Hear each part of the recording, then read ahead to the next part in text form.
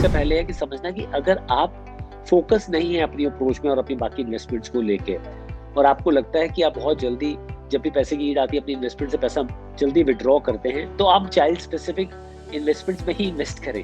क्योंकि उसमें 5 साल डिपेंडिंग ऑन आप इनिशियली कितना लॉकिंग लेते हो, उतने का वो लॉकिंग है।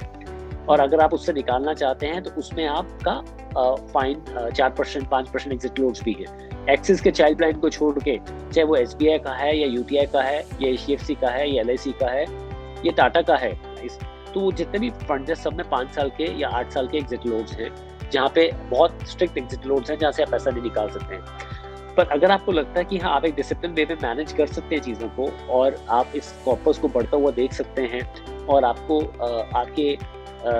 आपका बहुत बहुत वेवरिंग बिहेवियर रहेगा with regard to this portfolio, तो आप 60-70 पोर्टफोलियो जो एलोकेशन है वो एग्जिस्टिंग म्यूचुअल फंड्स में करें, जिसमें आप एक इंडेक्स फंड लें, 2-3 मल्टी कैप फोकस फंड्स लें और एक आधा डिजिटल या फिर कोई सेक्टोरल फंड लें और 30-40% जो है जो हमने चाइल्ड केयर फंड की बात करी है 4-5, इनके थ्रू इन्वेस्ट करें। ये जो छोटे खर्चे ना, आई कॉल देम लीकेजेस, जैसे हम लोग एक तरीके से कह लीजिए छेद हो जाते हैं छोटे छोटे जो हम रियलाइज नहीं करते और वहां से हमारा मनी ड्रेन होता रहता है बाहर। सो एब्सोल्युटली क्या होता है प्रियंका, कुछ ऐसे जैसे सपोज करो हम 500 रुपए हफ्ते का किसी चीज पे खर्च रहे हैं या हम ऑफिस में कुछ 200 रुपए का कुछ मंगवा रहे हैं हर रोज, ऐसे करते करते छोटा छोटा अमाउंट महीने के एंड में बहुत बड़ा बन जाता है और हम लोग रियलाइज नहीं करते हैं बिकॉज फर्स्टली हम लोग बजटिंग नहीं करते हैं इन चीजों की।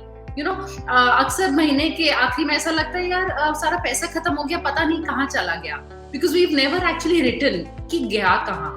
सो एक तो प्रियंका ये बहुत जरूरी है कि जब आप थोड़ा सा अगर कॉन्शियस हैं अपनी फाइनेंशियल प्लानिंग को लेके, तो इस चीज की अवेयरनेस रखना कि आप स्पेंड कर कहाँ रहे हैं, इसको देखना बहुत जरूरी है। उसके लिए थोड़ी सी बजटिंग की जरूरत है। एक बार आपने किया है प्रियंका, सो उसके बाद आप रियलाइज करोगे कि एक छोटा सा अमाउंट, इवन 1000 रुपी जो आप रेकरेंटली एक ऐसी चीज में जा रहा है जिसकी शायद यूटिलिटी उतनी ज्यादा नहीं है, वो सेव किया जा सकता है, वो आगे चल के एक बड़ा अमाउंट बन सकता है। तो अगर मैं एग्जांपल दूं कि अगर हम 1000 रुपी लेट्स से पूरे अपने महीने के बजट में बचा लें और उसको इन्वेस्ट करें और एक 15 इयर्स के पीरियड तक उस 1000 रुपए को हम डालते रहें at a very nominal 11% compounded growth, अगर हम एक मार्केट ओरिएंटेड प्रोडक्ट में डालें तो हमारे पास करीबन 4.5 लाख जमा हो सकता है उस अमाउंट से। जब हम प्लानिंग की बात करते हैं, प्लानिंग की शुरुआत ही वहीं से होती है जब आपको पता है दैट आप स्पेंड कहाँ कर रहे हैं। और ऐसा नहीं है कि आप ईट आउट ना करें या जोमैटो एंड स्विगी से आप ऑर्डर ना करें चीजें या आप पार्लर ना जाएं या शॉपिंग ना करें। It's not about that, but you should know कई बार आप विदाउट रियलाइजिंग किसी चीज पे इतना ज्यादा स्पेंड कर रहे होते हैं जो शायद आप एक बार उस चीज को समझ लेंगे तो आप थोड़ा सा उसको मॉडरेशन की तरफ लेके आ सकते हैं। So I think it's all about moderating. Budgeting आपको हेल्प करती है आपके ओन एक्सेसिव स्पेंडिंग्स और हैबिट्स को कटेल करने में over a period of time. हमने देखा है कि कुछ जो चीजें होते हैं वो इम्पोर्टेंट होती हैं लेकिन अर्जेंट नहीं होती, तो वो हमेशा बैक बर्नर पे चले जाते हैं क्योंकि हमें लगता है कि जो अर्जेंट है और जो इम्पोर्टेंट है वो हम पहले करेंगे और जो इम्पोर्टेंट है लेकिन अर्जेंट नहीं है वो हम कल, परसों, अगले हफ्ते, अगले महीने, अगले साल उस तरह से करते हैं। तो नॉर्मली हमारा रिकमेंडेशन ये है कि जो आपकी इम्पोर्टेंट चीज़ है लेकिन अर्जेंट नहीं है, वो अगर आपने इमीडिएटली नहीं की तो वो फिर क्राइसिस हो जाती है। बिल्कुल, फिर आप मैसेज डालते रहेंगे कि कल कर लेंगे, बिल्कुल आप डालते रहेंगे, कुछ खर्चे आते रहेंगे और आपको लगेगा अच्छा चलिए ये कर लेते हैं, फिर कर लेते हैं। इनफैक्ट मेरे साथ भी ऐसा हुआ था, इसलिए मैं बोल रही हूँ। अब ये बताइए, एक रिटायरमेंट का कॉर्पस ये कैलकुलेट कैसे करें? आप लोग जितने सर्टिफाइड फाइनेंशियल प्लानर हैं, मुझे लगता है आप लोग एक फॉर्मूला जो है वो सब पर लागू नहीं होगा। मेरे लिए अलग फॉर्मूला होगा, आपके लिए अलग फॉर्मूला होगा, लेकिन कुछ थंब रूल्स जो आप सजेस्ट करते हैं कि आपको अगर अपने रिटायरमेंट कॉर्पस की तैयारी करनी है तो उसका ख्याल रखिए, वो क्या होंगे विशाल?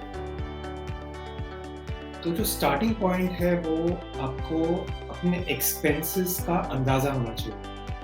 सबसे जो इम्पोर्टेंट चीज़ ये है कि आजकल जब हम स्पेंड करते हैं तो हम अलग अलग तरीक़ों से स्पेंड करते हैं। हमारे पास क्रेडिट कार्ड है, हम एटीएम में जाके कैश विड्रॉ करते हैं, हम कहीं पे इलेक्ट्रॉनिक पेमेंट्स करते हैं, तो बहुत सारे जो इन्वेस्टर्स हमारे पास आते हैं उनको पता ही नहीं होता है कि वो एक्चुअली स्पेंडिंग कितना करते हैं। वो सोचते हैं कि वो स्पेंडिंग फॉर एग्जांपल करते हैं 25,000 रुपये महीने का, और जब हम उनके 6 महीने के बैंक स्टेटमेंट, 6 महीने के क्रेडिट कार्ड, वो सब टैली करते हैं तो हमें सडनली पता चलता है कि वो स्पेंड कर रहे हैं 50,000 रुपये।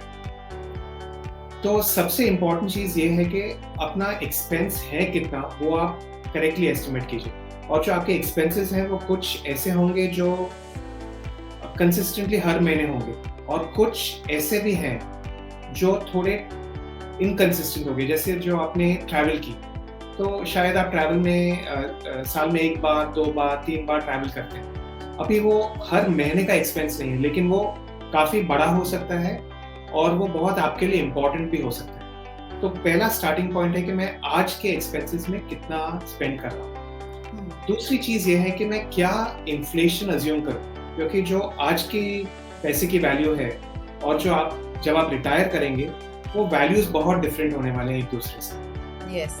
अभी मैं कौन सा इन्फ्लेशन रेट अज्यूम करूँ, 8%, 10%, 6%, 4%, क्या करूँ, कहाँ से शुरू करूँ? तो इसके लिए जो थंब रूल्स हम अप्लाई करते हैं वो ये तो है कि अगर आप इंडिया में 20-25 साल का इन्फ्लेशन रेट देखेंगे तो वो 7.5 और 8% पर ईयर के बीच में रहा है। लेकिन अगर आप पिछले 6 साल या 5 या 6 साल देखेंगे तो आरबीआई ने एक्चुअली अभी एक मैंडेट लिया है कि इन्फ्लेशन आपका 2 और 6% के बीच में उनको मेंटेन करना है। तो हम रेकमेंड करते हैं कि अगर आपको इन्फ्लेशन का रेट लेना है तो शायद आप जो अपर एंड है वो उसके ऊपर ले लीजिए 6% पे, और उसके ऊपर आपको लाइफस्टाइल इन्फ्लेशन ऐड करनी पड़ेगी, क्योंकि जो आप यंगर एज पे करते हैं, लेट्स से फॉर एग्जांपल आप अपना एक मोबाइल फ़ोन लेते हैं, वो आप पर्टिकुलर ब्रांड का मोबाइल फ़ोन लेते हैं। जब आपकी सैलरी बढ़ेगी, आप सीनियर हो जाएंगे, तो आपको उससे अच्छा ब्रांड चाहिए। अभी वो जो इन्फ्लेशन रेट है वो 6% नहीं होने वाला, वो शायद 100% भी हो सकता है कि आपने पिछली बार जो फ़ोन लिया था वो 25,000 रुपये का था, इस बार जो आप फ़ोन ले रहे हैं वो 50,000 रुपये का है, और आप फ़ोन चेंज कर रहे हैं अगले 2 साल में। तो लाइफस्टाइल इन्फ्लेशन भी बहुत इंपॉर्टेंट है अपने एस्टिमेट में बिल्ड करना। तीसरी चीज़ ये है कि आप रिटायर करने के बाद कितने साल जिएंगे, लाइफ एक्सपेक्टेंसी आपकी क्या होनी चाहिए। अगेन आपको कुछ रूल्स अप्लाई करने पड़ेंगे, क्योंकि जो नॉर्मल लाइफ एक्सपेक्टेंसी रेट है वो शायद आप बोलेंगे कि 68 to 70 है, लेकिन जैसे मेडिकल एडवांसमेंट्स हो रहे हैं, जैसे हम सब हेल्थ कॉन्शियस हो रहे हैं, हमें लगता है कि हर एक आदमी को फिलहाल एटलीस्ट 80 तक लाइफ एक्सपेक्टेंसी प्लान करनी चाहिए। और चौथी चीज़ ये है कि मेरे रिटायरमेंट के बाद मेरा जो एक्सपेंस है वो एक्चुअली सेम रहेगा, गिरेगा या इंक्रीज होगा, इन्फ्लेशन को छोड़ के, वो भी मुझे सोचना पड़ेगा। तो ये सब फैक्टर्स हम साथ में लेकर एक रिटायरमेंट कॉर्पस का एस्टिमेट कर सकते हैं।